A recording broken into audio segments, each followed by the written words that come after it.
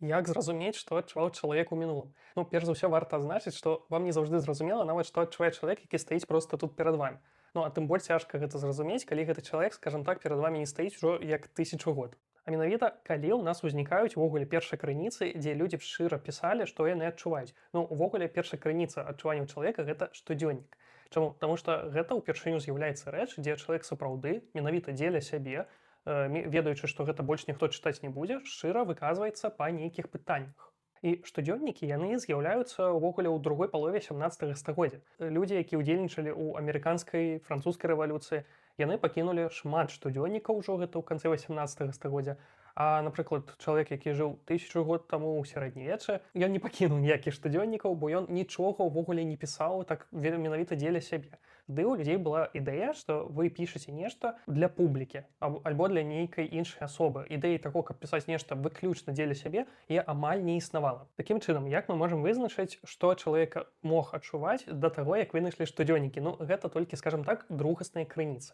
Пад другаснымі крыніцамі я маю на ўвазе нешта, што чалавек пісаў для іншых людзей. Як вы разумееце, з гэтай крыніцы значна прасцей зразумець увогуле, што, скажам так, лічылася больш прымальным, чым тое, што чалавек на самой справе вось тут унутры адчуваў. Але, ну, тым не менш, ёсць такія другасныя указанні, сапраўды, што чалавек мог адчуваць. Гэта нейкія лісты да асобы блізкай да сябе, вядома. Гэта, напрыклад, ліст ад хлопчыка з рымскага Егіпта, напісаны на такой вельмі дрэннай грэчаскай мове, дзе хлопчык крыўдзіцца на свайго бацька і пагражае, што не будзе есці і што не будзе з ім увогуле размаўляць. Чаму ён пакрыўдзіўся на бацька, бо той не ўзяў яго ў Александрыю з сабою з вёскі, ну і таму што не купіў яму ліру. Другая крыніца, з якой мы можам атрымаць такое занурэнне ў унутраны свет людзей мінулага, гэта судовыя разборкі. І судовы працэс, вядома, як вы ўсведамляеце, яшчэ да таго, як з'явілася ідэя таго, што чалавек невіновны перад тым, як вы яго асудзілі. Ну, гэта такая цікавая крыніца, але, ну, напрыклад, так узнікла ўвогуле напрамак мікрагісторыі. Можна зразумець пра тое, што адчуваў чалавек нават з нейкіх пасланняў, якія, ну, яны не зусім інтымныя, а яны больш напрамаваныя на публіку. Напрыклад, некаторыя песні трубадураў Аксітаніі. І вось тут прыклад, гэта песня, якую напісаў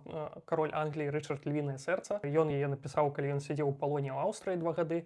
І вось у гэтай песні ён выказвае сваю крыўду на сваіх падданых, якія ўсё яшчэ не сабралі яму грошы на выкуп. Песня называецца «Жэнуі», ну і часткова яе мэта, вядома, была прыспешыць гэтых людзей, каб яны хутчэй збіралі гэтыя грошыкі, каб яго выкупіць. Але, ну, часткова ён, здаецца, калі гэта ўвогуле напісаў Рычард Львінае сэрца, мы ў гэтым таксама на 100% не можам быць упэўнены. Але, ну, там ён таксама выказвае вось гэтае сваё расчараванне тым, што ён адчувае здраду ад людзей, якія яму абавязаны. Таму, вядома, я буду пра гэта рабіць больш відэа, бо гэта вельмі комплекснае пытанне. І дзякуй яшчэ раз вялікі за каментар.